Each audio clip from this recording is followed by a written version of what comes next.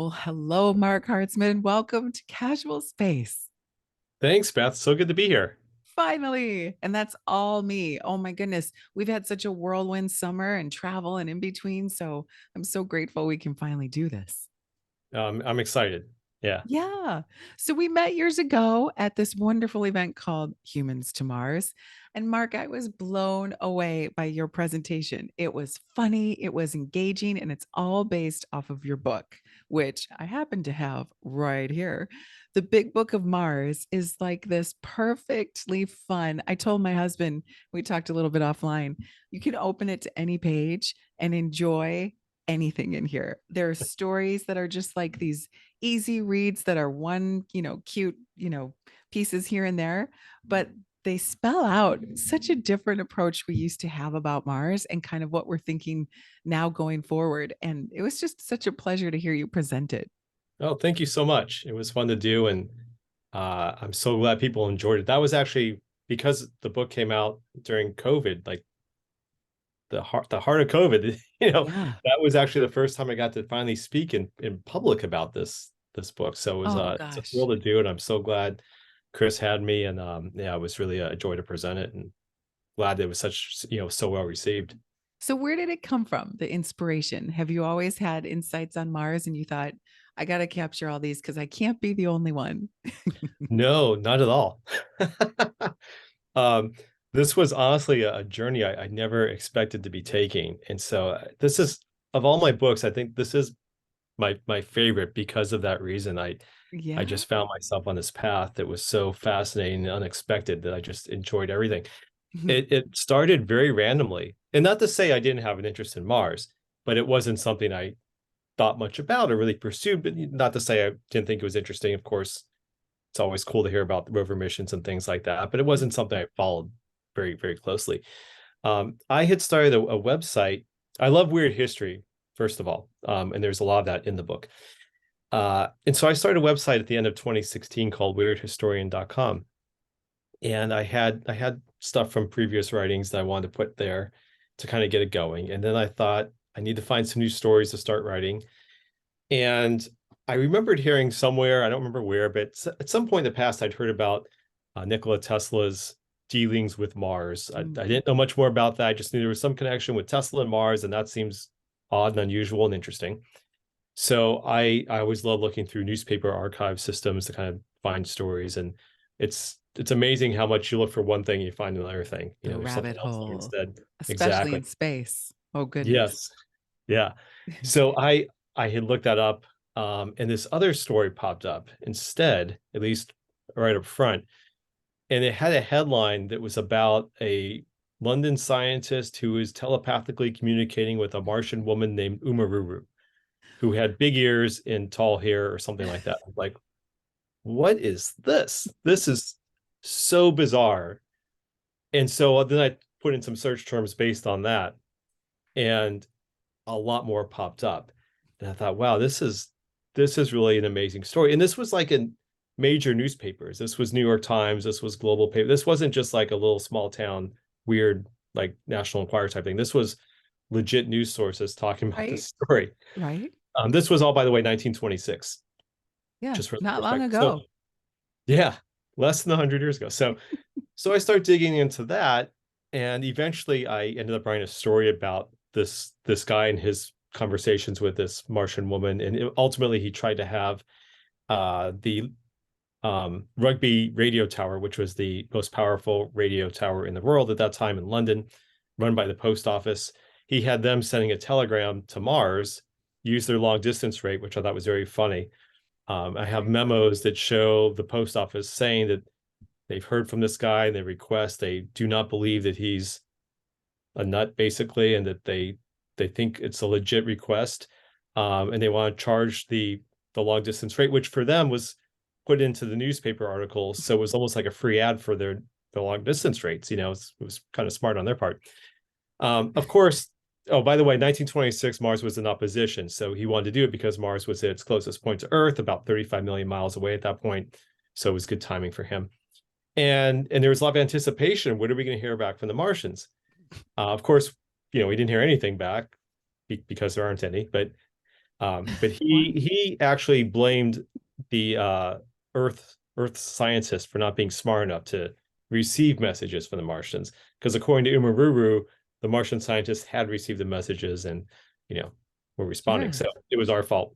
Um, so I had dug up a ton of information on this. I actually reached out to the British Telecommunications Archive. They sent me this treasure trove of information, like a 250-page PDF of Oh, newspaper really? clippings, handwritten memos, letters, documents from the post. I mean, it's amazing. And so I did an article about it for Mental Floss, which is a fun publication. But I always wanted to do more, Mike. There's a book in here. And so as I was researching that whole story, everything else was unfolding for me around it, on the periphery. So I hadn't realized how much was going on at that time, because it sounds crazy. The whole story sounds totally crazy. But then I'm starting to learn about all the other scientists, including Tesla, of course, that started this whole thing for me, Who's who were talking to having, pigeons? Not, normal stuff. yeah, I mean, there were a lot of really impressive people who believed in intelligent life on Mars at that time.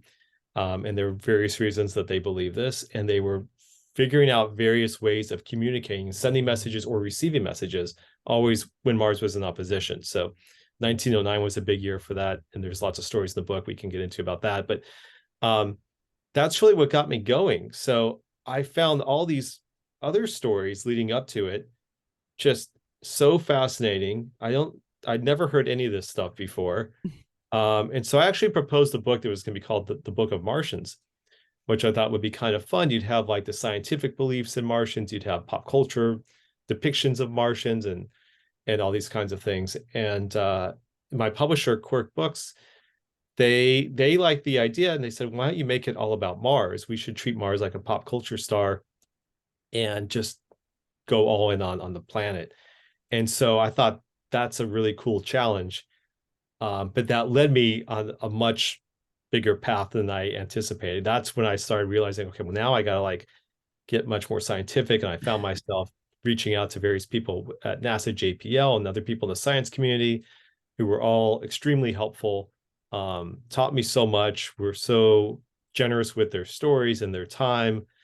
And it just really helped create this book. And what I love about it, I talked about this at Humans to Mars, I love that these kind of kooky stories that I just touched upon, we can, if you'd like, we can talk more about that. But I love how, as weird and crazy as those sound to us now, that was the story. Those were the stories that kept Mars in the public conversation, the public consciousness. Those stories get people excited. They stay interested in Mars. That inspires the next generation of scientists and science fiction writers. More science fiction writers inspire more scientists as the generations go on. So to me, it's this really amazing chain of knowledge that goes from things that seem unbelievable to having robots on Mars now, which is also unbelievable, It but is. Yeah. there it is, right? Yeah. So And if it's it's all so, I connected. mean, we grew up right in the late 70s, early 80s, where Bugs Bunny, you even got, Mars, Yeah, the Martian, what is his name? Martian. Marvin the Martian. Marvin. Yeah, Yeah, he's in here. Of course, what wouldn't be our childhood without Marvin the Martian? But that was as pop culture as it gets. I mean, we learned our classic music through Bugs Bunny, and we learned that, yeah, we were thinking about Mars back then and all in between. What do you yeah. think it's been the draw? Is it been, and totally can't wait to get into some of the fun stories. But being that we've always been interested, is it because it's our neighboring planet? Is it because it's red and we can see it in the night sky? Is it because it's like, you know, got some features that we've always been able to almost kind of put together and piece together, even almost with the naked eye, where you can see some of the things, unlike, some of the other planets? What is it about Mars that allows us to treat it like it is part of our pop culture, like a celebrity? I really think it's all the above. I mean, if you look back through, thousands of years through human civilization, the fact that you had this red star, glowing in the sky attracted so many different civilizations, and they all had different names for it, all of which generally were related to bloodshed and war. Mm. I mean, that's what Mhm. Mars is, the god of war, right? I Yeah. mean, that's where we landed with the name, but everyone had a name that was similar for the same kind of god of war, or whatever it might be. So going all the way back, it's kind of been part of humanity, I think, just because of that red glow. And then you do have the proximity, which is why we can see the red glow to begin with, right? Yeah.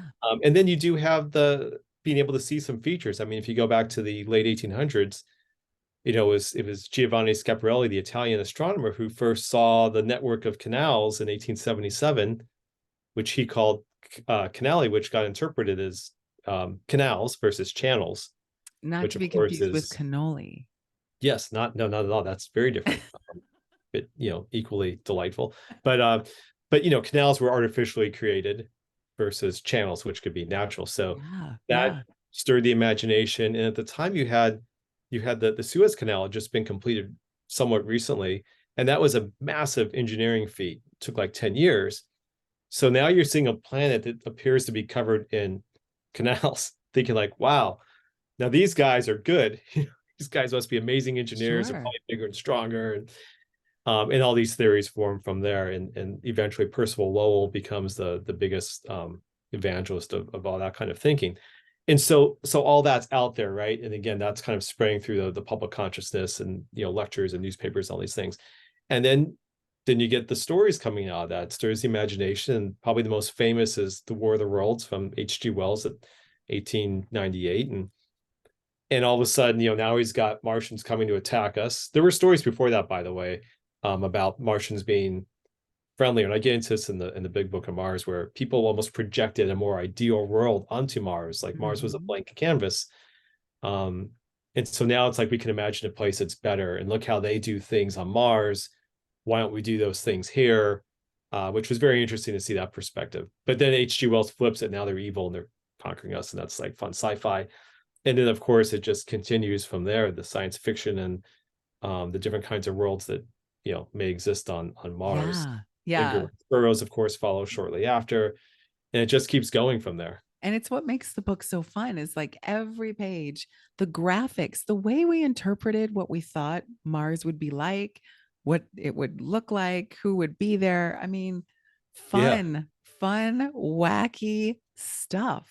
yeah, all these real newspaper clippings. I love the illustrations of Martians in the early 1900s, like, and it's based Yeah. on the physics that they knew. It's not just like creative imaginations. It's, well, because it's got less gravity, that means they can grow taller, and the thinner air means they probably have bigger chests to breathe in the air, and a longer nose to pull in this information. It's just everything was created for a reason, that as far as the information they had, which I Yeah. love. Here's exactly a snippet what you just mentioned, Mark, which I love. This is between Mr. Smead and Maud, right? Do the people in Mars have flesh and blood as we do? Yes. Do they look like us? Some. Are there big cities there? No, the inhabitants are most like Indians. American Indians? Yes. Are they highly civilized? Yes, some are, and some things. What things? In fixing water. In what way? So that it's easy to get around it. How do they do that? They cut out canals from ocean to ocean and great bodies of water. And that was a spiritualist who claimed to have had that conversation, or had visited Mars with her spirit, out of body Oh, type of astral projection type of thing. So spiritualism was another huge thing that was going on at that time, a huge movement, millions of followers, believing we could communicate with the dead, or even see other places in the solar system. Um, Emanuel Swedenborg, in the late 1700s, believed he traveled to all the planets in the sun, and there were beings on all of them. So these were thoughts out there. And wow. so now you can imagine this medium in the 1890s hearing all this excitement that Lowell is really spreading, and others. Um, and it's sort of infiltrated her own spiritualist dealings and thoughts and writings and so forth. It's all kind Yeah. of Makes interconnected. you wonder the chicken or the egg, right? Yeah. We're yeah, it makes you wonder like, are we influencing the way we think of Mars because we're genuinely thinking of that? Or is our human desires, our environment, our planet Earth, and the planet itself being red and this mysterious color influencing the way we're interpreting Mars? It's all kind of circular. Yeah, Mm. it is. And it's neat. It's so neat because your book walks us through totally that pop culture. It's like they're the original Kardashians of the solar system. They're all Mars is always making news. There's always something fresh, and there's always And it still is, right? It's yeah. like headlines in the news all the time about Mars still. It's great. Yeah, if only Mars can cash that check, right? Yeah. Well, in a way they have. I mean, so we still desire and we still treat it very pop culture-ish because until we physically go there, it's always going to be a little bit interpretive, even though we have more, gorgeous high res images. We're mapping the surface, but here's what still remains: we don't know what's under the surface. Could be water, could be life, could be lava tubes, could be creatures. I mean, we don't know. We've landed, we've arrived in a big way and really successful way. And it's just when you said robotics, you've seen Goodnight Opie, right? Yeah. Oh, I've never, okay, so Mark, as a person who worked at NASA, I have never cried over a robot ever. And yet I found myself like sobbing on the couch. Everyone else went to bed. And my husband's like, "What are you watching? Some dramatic movie show?" And I'm like, "It's the story of the NASA rovers." And he's like, "What?" I'm like, "I can't, don't interrupt me right now. I gotta see this to the end." It's an amazing story. I Yes. I got to speak to Steve Squires for the Preach. book, and like talking to him was just amazing. Like, oh, it's the guy who is responsible for Spirit and Opportunity and led the whole thing. And I felt like I was getting this amazing planetary science lesson from him on the Yeah. phone, and he explained so much to me, and the background of the story of the rovers, how he got it going, and then of course the landing and what they were doing and how they were, the things they were learning from the information they received from both of the rovers. So again, all fascinating to learn, and obviously had a lot of value to the book to get information straight from him. Wow. But yeah, it's Wow. Has the they're great science stories. community embraced this as much as they would embrace, like, I mean, they must love it because it's playful and fun, but true, and it reflects us as humans and our desires. And it's like, oh yeah, we did think that. Isn't that silly? And also, was it too far-fetched? I mean, I bet they love it. It's as far as I know, I've heard good feedback from the people I've spoken with. But I have to say, like, I didn't know what to expect reaching out to people, and I was fortunate to have a few connections that got me going. Few random connections. People, I tell a friend I was working on this project. Oh, my brother-in-law works at NASA JPL, and then I get to talk to him, and he helped connect me to other people. But everyone was very willing to speak and made time for me. And I know I remember at least one scientist telling me how he was really excited to be able to talk to me because I'm writing for a more mass audience. And so I can share all these stories with a more mass audience than they can, because they write scientific papers, they're read by other scientists, and it stays within that community.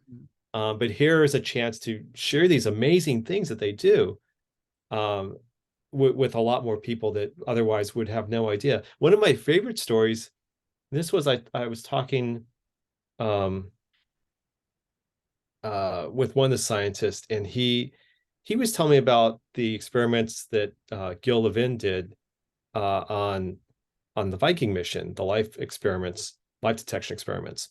Mhm. And this was not something I was aware of.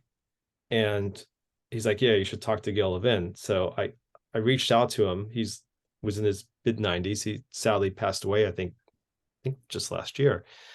Um, and he was one who was a little concerned about speaking with me at first, and I wrote him back, and I fortunately convinced him to talk to me. We had a great conversation. It was super helpful.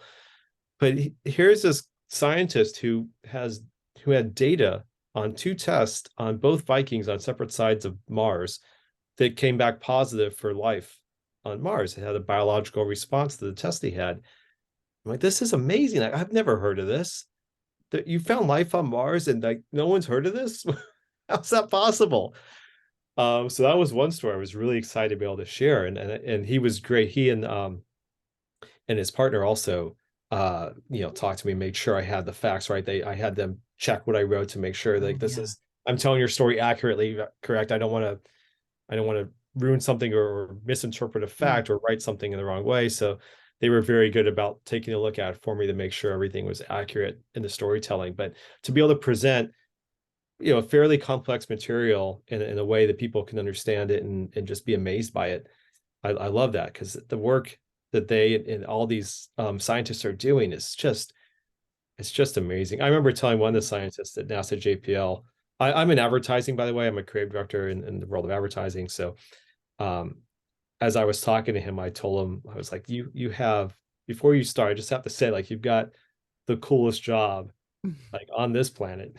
Like, you get to be Yeah. creative and you get to do all these amazing things. And I love what they do. And I want them to, I hope they all realize that, but I Well, think they you do do the best too, job in Mark. their I life. mean, that's why the book is so good. And I'm being selfish, but I want the same book on about Saturn, about Mercury, about Venus, because we do the same things. We project our idea of what we think it's going to be, like Venus, the goddess. She's going to be gorgeous. The planet's going to be gorgeous. It's not. It's not. Like what? But we have these ideas, and then we love looking back on proving ourselves really wrong or Yeah, creatively investigative. I mean, it's really fun to look back. And in 10 years from now, what are we going to say about, what we thought Mars was like when we actually walk on the surface? What are we yeah, going to look back on and reflect upon and be like, oh, wow, we were really, really wrong in a good way? Or that's why I love the robotics human combination of exploration, because, and as you showcased in your book, we are so creative and so vast, and we can think about anything that could be possible, and then the robots and the science give us more data to help kind of clarify, and sometimes that can be sad. We're like, oh man, we thought it was a face on the surface and it's yeah, not. right. Oh darn, Well, it is a rock formation, darn it. Or interesting what you were saying too about, like, when we get there, we might find things are different than we thought. When sure.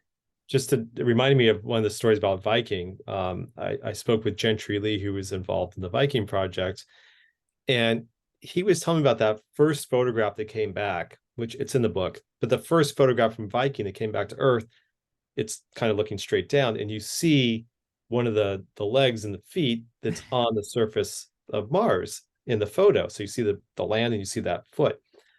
And he said that that was so important to them to see because it meant that it was a solid surface. And he said, we didn't know if it would be like shaving cream and it might just sink Yeah. right down into it. He's like, we Yes. honestly didn't know, which is something that, like, I would have never even thought that that was a question, Right. because why would we now? But you can see how at that time, when you didn't have information, like, yeah, you don't know what it's going to be. And You don't it's know. interesting to hear that perspective, that at one point they did, even like we talked about life on Mars, and he talked about Carl Sagan still thinking that there could be creatures, like not microorganisms but macroorganisms on Mars, and that they had some budget cuts, I think, with Viking. So one, they were going to have I think, a light and a camera running 24/7. I think they Uh, cut the light or something. So he was concerned that we might miss, if the camera caught something and the light was off, we'd miss what it was that ran in front of it at night or something. yeah. And You you know, know what? still weren't Partially sure. true. I mean, okay. So in my very brief experience as an analog astronaut, we went up to the mountain in Hawaii on Mauna Loa, and we went down into, and there's a reason why it's there to simulate a Mars mission, because those lava tubes have so much life in them. And this doesn't make sense. It's so contradicting, because on the surface and way up high on the top of the volcano, you're at an altitude where there's not a lot of vegetation, if any at all. There's no flora or fauna. It's hard to breathe. Like, there's a lot going on up there, yet it's so desolate. And in the lava tubes, where there's minimal light, if any at all, like minimal, we're talking, and the deeper you go, the less there is. And there's no sun. It's sometimes wet, sometimes dry, depending on where you're going. And there are these things called, um, oh, I'm gonna get this wrong. Uh, oh my gosh, Oh my gosh, I'm gonna have to edit my own thoughts here. They're called extremophiles. That's it, extremophiles, because they are live creatures that live in these extreme environments within the lava tubes, in these really incredibly porous but desolate rocks. And the way you can see them is with special lights as you're, transversing through the lava tubes. Totally possible that underneath, the lava tubes on Mars, there could be extremophiles. What do I they totally look agree. like? Right? So we Yeah. weren't that far off. And the fact that we're thinking about it, okay, so but the robots, right? The rovers, they can't get under the surface yet. And it was so disheartening. Remember when we sent the drill and it would like, it didn't work. And then it got fixed, it kind of fixed itself and moved around a little bit. And then it just couldn't get under the surface. And we were just so disheartened. And all these little victories we're waiting for to see, it's not going to look the way we think it will, but it is, something is going to be there. And I truly think it's going to be the combination of human presence explorers with robotics. And that's where we'll really see the first, or get it, be able to really embrace what a true life form on Mars is. Yeah, I I think it'll be so interesting when they can get beneath the surface. Because yeah, I think life finds a way. And I actually talked about not the example you gave, but very similar. There's a I think a mine in South Africa that goes like a mile into the earth, and at the bottom there, where light has never touched, they could still find life. And so yeah, it's like, well, why couldn't it exist beneath the surface where you're away from solar radiation, and we know that there's water somewhere there, right? So Yeah. why not? What will be interesting is if it happens, like you said, like we get there and we find it. What does that mean? Can those astronauts come home Oh, if yeah. they've been exposed to life on Mars? Like Right. there's interesting questions. I touched on a little bit in the book, but yeah, it would be very interesting to see what happens if we're there and we find life, and are we affecting that, and are we, Uh huh. what's the cause and effect, or Yeah, it's a good thing snowball we have effect? a person at NASA that's their job, like planetary protection. Yeah, And you're thinking, exactly. "Oh, come on, what's a microbe? What's a little thing?" Well, there's been movies where those microbes, they get us. We don't Yeah. win. We don't win. Yeah, I mean, look, I mean, COVID just happened, but Right? Oh that was the gosh. thing about Viking too, is I talked about how strictly it was sterilized to avoid bringing anything from Yeah. Earth that could impact Mars, and how critical that was to that mission. Yeah. Another thing that I don't think most people probably think about that stuff, but all that stuff is super important, and I found that very interesting to be able to include as well. Oh my gosh. So, as an author, and when you do your research and you've written other numerous books, what made this, obviously the topic, so different? But did you, like, was there a different sense of how you went about it? The curiosity, like, did with previous works maybe had more of an outline? It seems like when you stumbled upon this, it just kept as an onion unpeeling more and more layers where you're like, well, hold on now. I thought the book was going this direction, and here we are. There was definitely some of that. I mean, like I said, I started off with a pretty good outline of the different kinds of Martians and thoughts around that, from both a scientific perspective and a pop culture perspective. So that was pretty well thought through. Obviously, as you go, you learn more anyway. That always happens. You always Sure. find other things, and left turns and right turns, and it's great. That's part of the fun of the process. But as long as you have like a good starting point. But then it was figuring out like, okay, what are the Mars missions like, the NASA lore, and the progression from the Mariner missions to, at that point, well, the Mars, when I was writing the book, it was the Mars 2020 rover. It wasn't called Perseverance yet, but anyways, leading up to that, trying to figure out how many of those stories to tell, how much Yeah. to tell. This book, you have limited space, of course. And in the pop culture was actually tough because there's so much. Like there's so much. I can't write about everything, or it's too much, and Yeah. also it will get Yeah. repetitive and boring. So you find like the different things are either uh too well known to exclude, because that would feel weird, like the Martian Chronicles. Of course, you got to include Ray Bradbury, and that's a Yeah. great book, and it makes a lot of sense to talk about.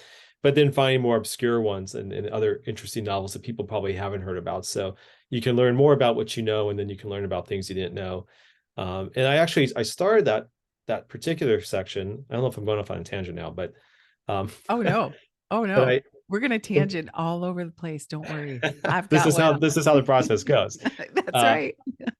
but probably the most famous pop culture story is not just the War of the Worlds, but Orson Welles' version of the War of the Worlds, which caused the panic in 1938. Hmm. So that to me was something I knew about growing up, and I figured most people, at least if you're around our age or so, like surely you've heard of this story. It's a pretty famous story in American history.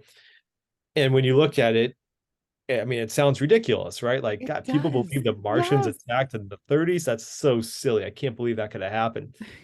And I talk about in the book how, before I get to that section, I talk about all the different stuff, the Umaruru and the telepathic communications and Tesla, and I didn't even get to David Todd in this hot air balloon ascending 50,000 feet in the sky to receive Martian signals and all this kind of stuff, right? So you have all of this for decades, headlines in major newspapers, New York Times, respected publications Yeah. talking about the Martians might be reaching out. Here's how we might be talking to them. So it sounds like this could be happening any day.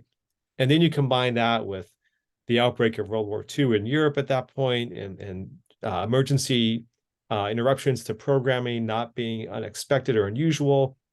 And you kind of just combine all this stuff.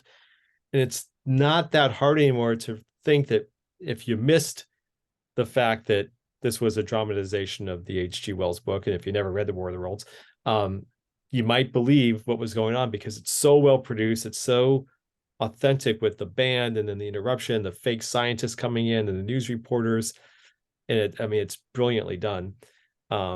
So knowing what had been out there in the context of news for so long, it's no longer that strange to think that some people may have actually believed this was happening and No. gotten quite scared. Uh, No. I mean, Mark, you said it yourself. COVID happened, and a lot of us had misinformation. A lot of us, chose our news source, and some of them were like, what are these theories? I mean, it's not that hard to see how even in today's world with such instantaneous information and pretty good science updates, and we've made progress, that we can believe that, a deadly virus has come from a bat in a wet market in a village in China, or from the Wuhan lab, or I mean, we didn't know, and we yeah, could have speculated, and we could have, I don't know how, but we could have gone even more crazier than but I mean, it's not that far to look at case studies where, yeah.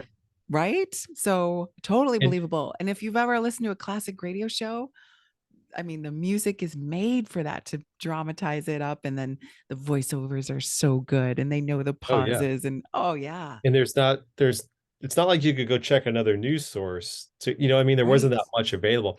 My favorite bit about that, because I mentioned how people may have tuned in late and missed Orson Welles saying this is a dramatization. Right. Yeah, most people. The the reason most people turned in late is because the most popular show was Edgar Bergen and Charlie McCarthy, which was they had to wait for that to be over and then tune into the CBS um, theater. And for those listening, if they don't know, Charlie McCarthy was a ventriloquist dummy, Edgar Bergen, the ventriloquist. So they were listening to a ventriloquist on the radio. And I that is something I do not understand because I'm missing the Wait, point of oh, wait. ventriloquism on the radio. It seems like a very, isn't that just a comedian at that point? I don't know. I know. I know. And yeah, I mean, sometimes, well, not sometimes, most nights I go to sleep with the Calm app, and that voice transcends me to, I mean, I can listen to, there's a million different, choices where, do you want a fiction or nonfiction? Do you want to go on a train ride? Do you want to go to the islands here or there? And you can really get lost. And there's a reason, and our subconscious can really go there. And it's made for that. Our brain almost craves that, right?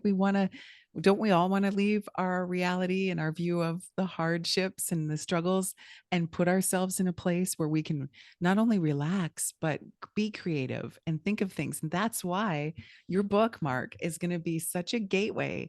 And I really mean it. Like, for the creatives who can take a book like this and really resonate with it and say, you know what? I want to look at now applications from this idea. That's not far fetched. That's the beauty of merging data and hard science with ideas and creativity and thoughtfulness and things. And that's what gets us where we're at. I mean, how did we get to put rovers on Mars? We had to think about, okay, well, is it soft? Is it pillowy? Is it going to shaving Yeah. cream us? What kind of tires do we design? And we had to think about all the options. That's the fun. And I think your book's going to engage a whole new group of material scientists and engineers and planetary researchers. Even though we know what we know, there's so much more we've got to discover. And this makes it fun. Yeah. Yeah. Thank you. It's funny. We used to just mention like what kind of wheels. There's a story in there about the Curiosity wheels, and JPL wanted to be able to leave some kind of marking on Mars that JPL made Curiosity, or was, it was from JPL, and they were told they couldn't, and so they have Morse code punched out on the tires, so like holes in the tires that spells out JPL, Oh my so it's leaving gosh. JPL all across Mars, but it has a scientific reason for being there aside from that fun bit, which is it helps the dirt that might accumulate inside the tire have a place to escape, which was something they learned from the previous rover missions, from Spirit and Opportunity. That this was, I think that's what partly what grounded Spirit was. It was some dirt, I think, got caught Yeah. up in it. It kind of grounded it. Yeah. So it had a function, Look but at NASA having instead of just fun. making holes, they were like, Yeah. oh, let's make a Morse code for. Exactly. I That's love that. design. That's Yeah, design. And that's yeah, function meets design, meets purpose, meets solving a problem. That's yeah. all there. And the fact that like Mark, let's just acknowledge that we still don't know what's at the bottom of our oceans. So there's a lot to be discovered there, but it is possible, and we're learning and discovering new technologies and developing things. But really, space is the final frontier. I mean, we will get savvier and we'll continue to explore our planet, our oceans, and I feel like that's a tangible we can always point to and continue.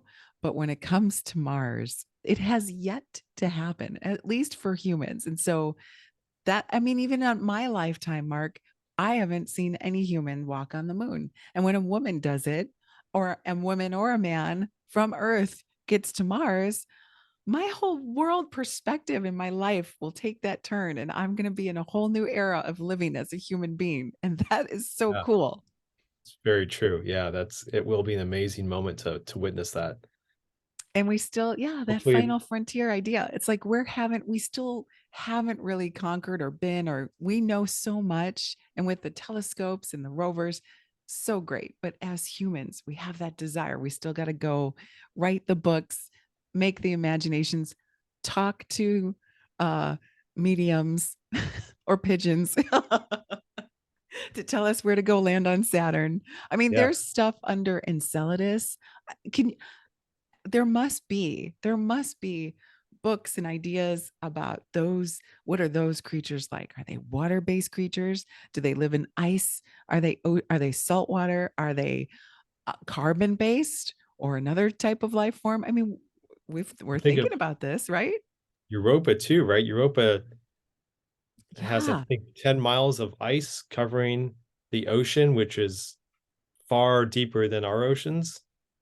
But 10 miles of ice, like that's hard to even imagine with that. How can we ever even get Oh, down there? that's Chicago, Lake Makes you Michigan. wonder. I'll show you when you come visit. It definitely makes you wonder, like, what could be lurking under there? Who knows? It's also right.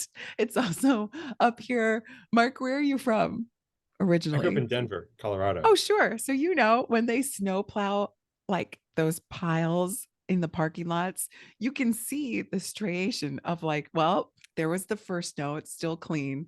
Then we got dirtier. Then we started really moving through the parking lot over the Christmas holiday. Yeah, There's the debris. And those are those 10 miles of yeah, you get ice. those, yeah, dirty mountains of snow.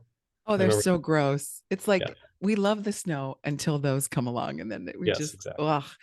ugh. Okay, so what surprised you about either in the book, I know there's so many examples, but let's talk about what surprised you when you started sharing the book. You said that you would give it the idea of working on it to your colleagues.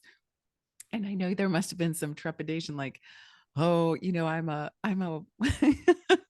I'm a successful writer. I'm in advertising, but I'm moving into this direction about Mars is pop culture. And then, I mean, everyone at Humans to Mars loved, absorbed, and just totally engulfed this book and the fun of it. It's for, I mean, my kids have too, because it speaks creatively across the board. How did anything surprise you when you started putting it out there and you were like, okay, so, I mean, you've spoken to some of the scientists you said that were like, finally, we get to talk about a different perspective of how we're exploring. I mean, I honestly didn't know how much people in that community knew about some of these early history moments.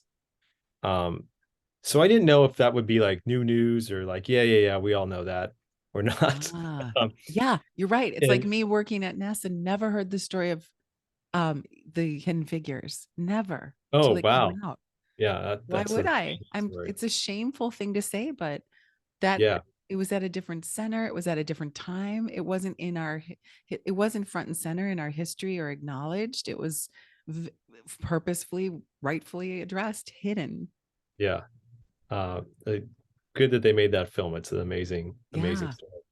Um, but yeah, so it was interesting to know that a lot of people didn't know that information, that was new and interesting information. Um, I would say that was probably the most fun thing to find out after it came out, that this was new and interesting information for people who know everything there is to know about Mars, at least in more of a scientific terms now. So that was definitely fun, and like I think just sharing some of these stories. There were so many stories I just found remarkable as I was going. I mentioned the Viking experiments with the life detection. That was awesome.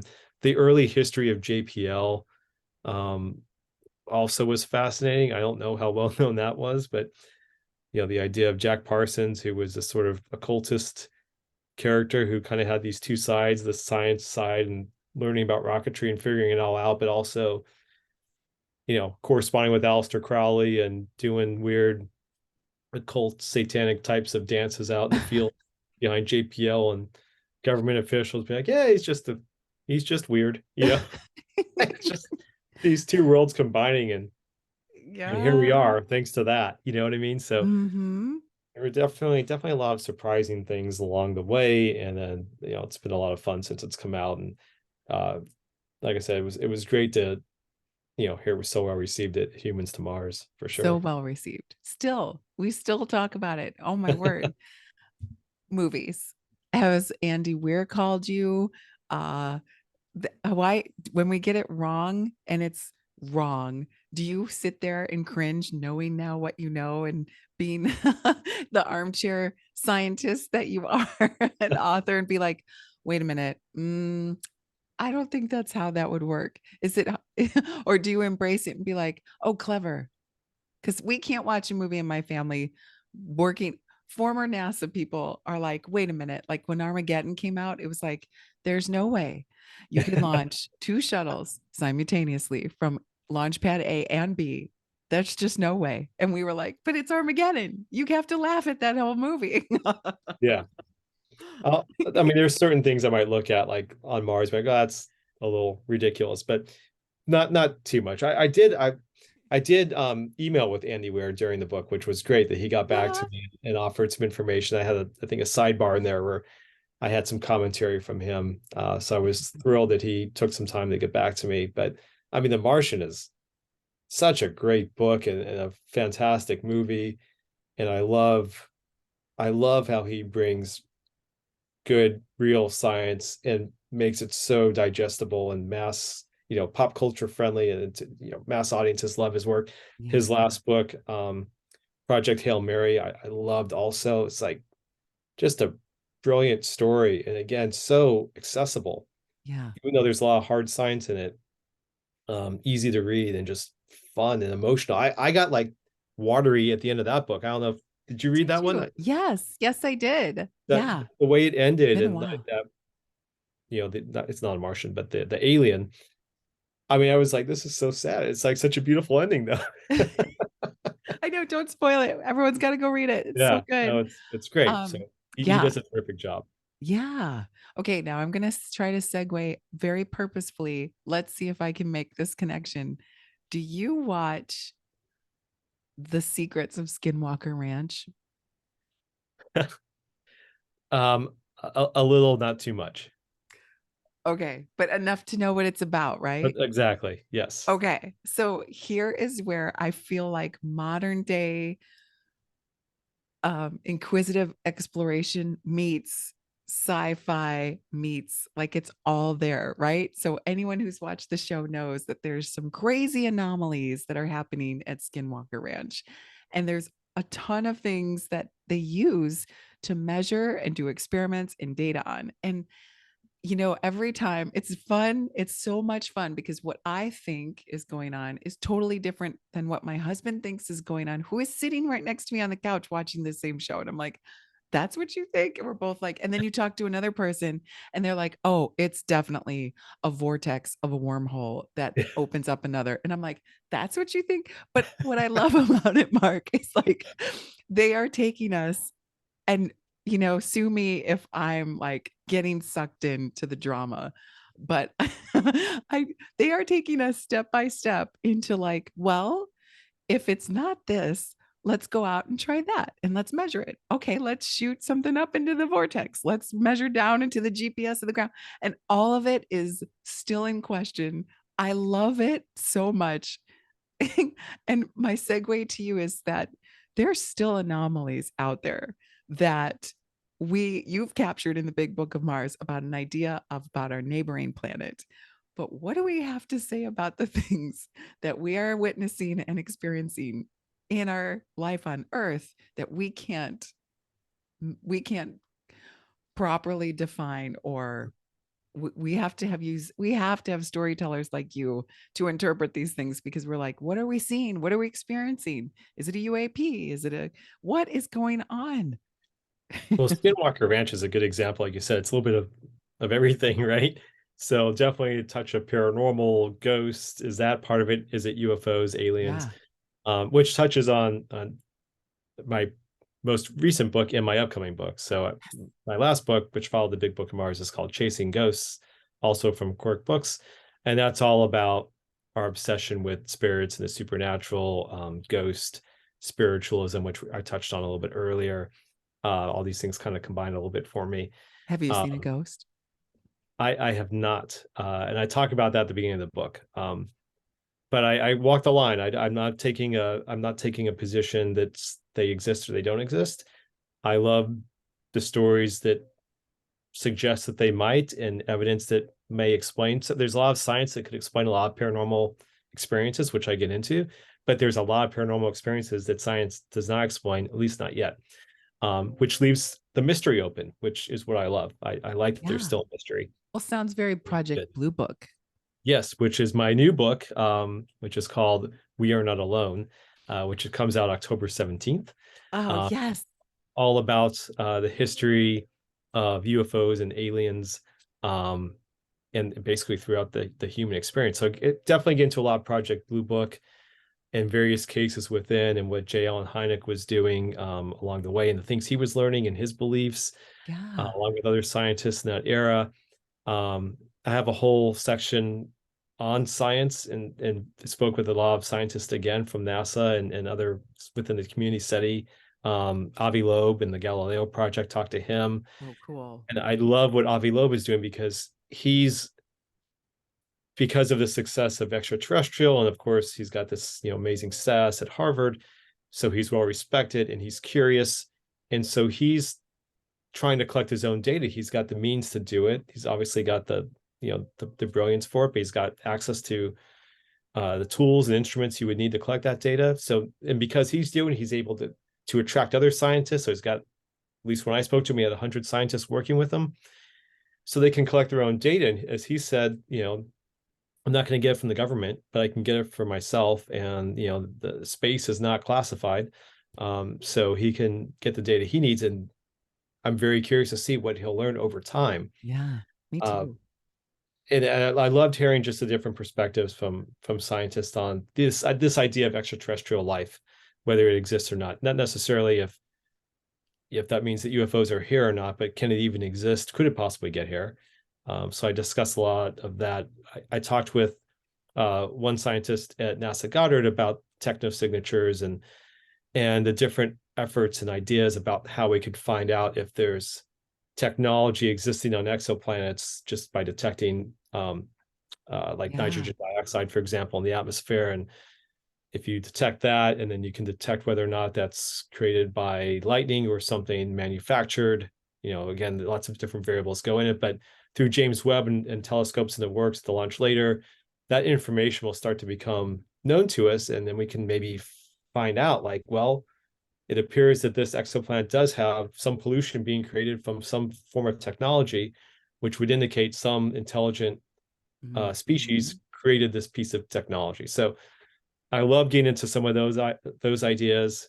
I love talking about like the history of UFOs. I think is fascinating. The different stories, beliefs, the UAPs that have been in the news recently, the ones that were released from the Department of Defense that have been seen everywhere. The Navy videos are fascinating. Yeah, truly. One of the quotes from one of the scientists, Pascal Lee's brilliant planetary scientist, he talks about I talk about this in the book, quotes from him, but saying basically that you can't judge whether or not that's a UFO or something based on what they've seen because there's just not enough data. It's very um there's just not enough information. Like you got a little clip, we can't make a determination from that. But what he said is that it's human nature to want an answer, and he said science takes time and patience to get that data and make a scientific conclusion. He said, but people want answers, so they find answers, and that can quickly lead you to believe that okay, it's from another planet, which maybe, but let's wait and see. So I love, again, the mystery is still there, which I just find amazing, and more and more it's becoming more accepted to talk about. You're like I said, Avi Loeb is helping with that. You're hearing congressional hearings about this topic now. It's Yeah. being taken more seriously. I spoke with people like Christopher Mellon who talks about it's about national defense, really. Like if something's in our airspace and we don't know what's in our airspace, Yeah. that's not good, whether it's a UFO or not. Or hot um or a balloon.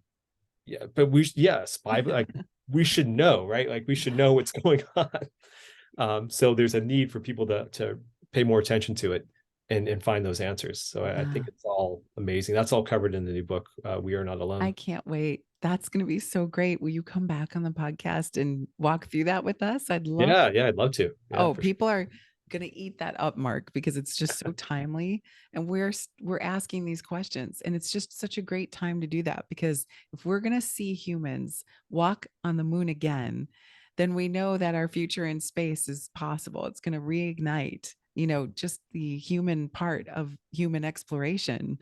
And it could be us, or it could be the Chinese, or it could be India. I mean, the race is on. We're in it, and it's exciting. It's also dangerous.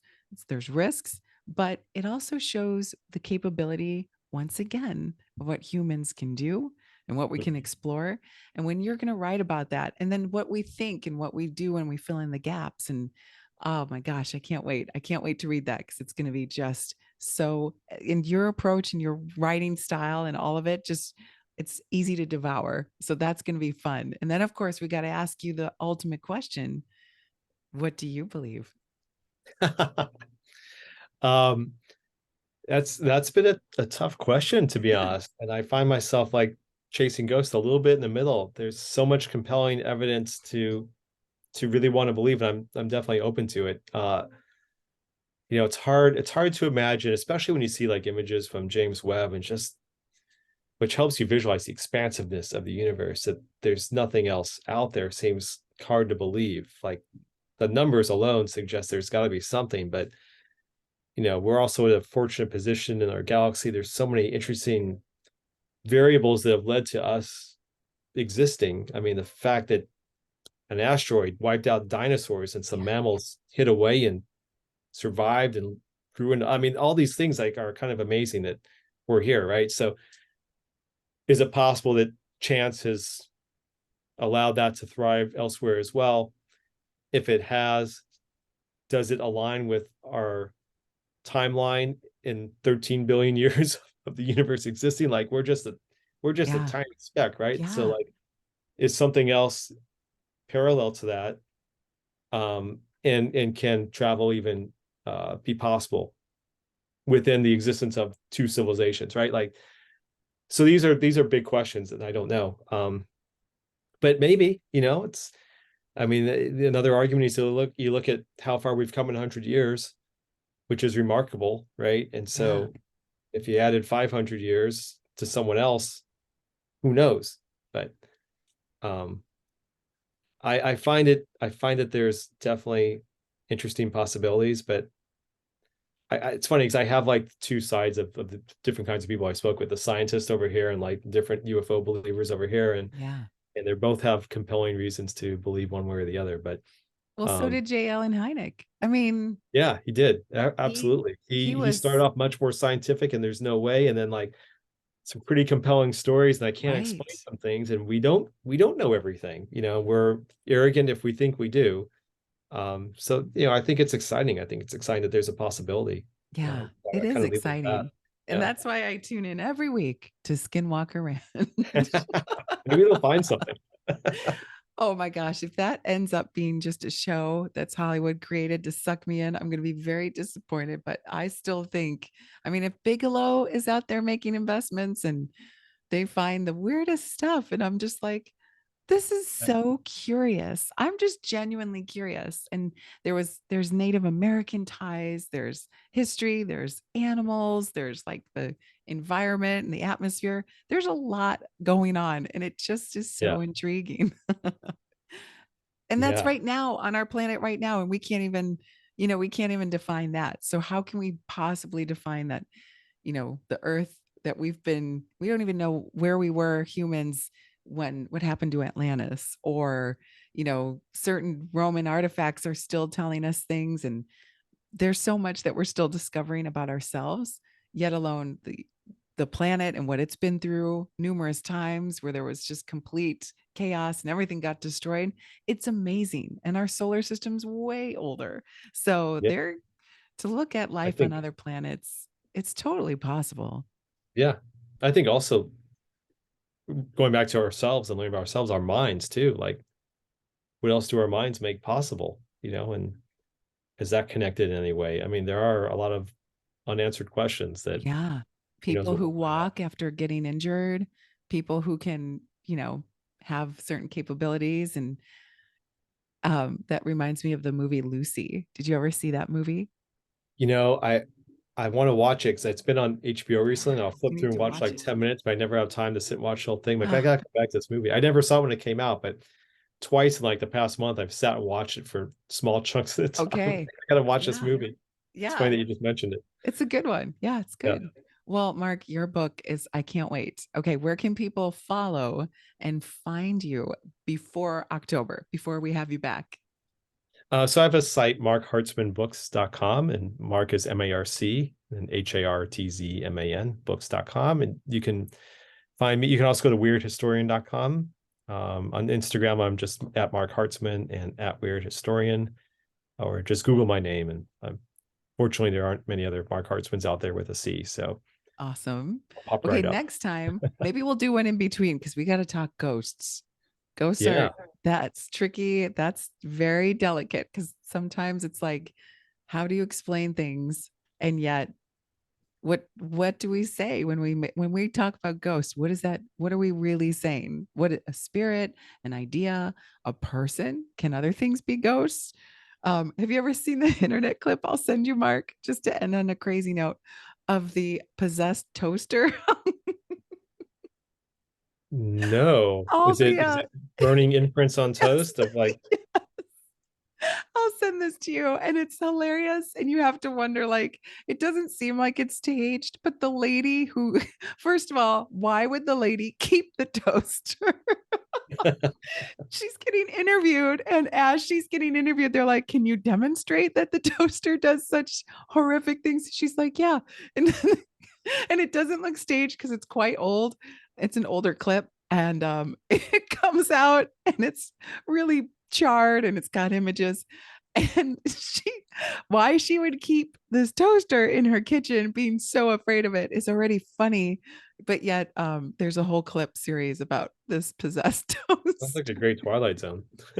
I know. I'm sorry. I didn't think that was going to make me laugh that hard. Oh my gosh. Mark, this is such a pleasure. It's an honor to have you here and joining us on the podcast and on the team with us with the stories of space, which is just such a joy because being able, when you tell stories about Mars and you capture and you're the conduit for the stories that we tell as humans about Mars, it just brings more validation to the reasons why storytelling is so important. And it serves as a real tool for our exploration so that we can go off and do the innovative, creative things in this math and science that follows our ideas. So thank you. Yeah, well, I love hearing that. I appreciate it. And thank you so much for having me on. This has been fun. And thank you for inviting me to be part of Stories of Space Project. I love what you're doing with it. I think it's just such a cool thing. And I'm truly honored to have a small role in helping at least spread the word and Oh, getting not some small. in. But it's it's really a great thing. So You thank are you. a resident storyteller along with Amanda. You guys have really put us in a place where we can point to and say, this is the power of stories. So thank you. And keep those great books coming. Oh my word. I got to get into ghosts and then we got to talk UFOs. So we'll see you Sounds soon. good. Thank you so much. Appreciate it.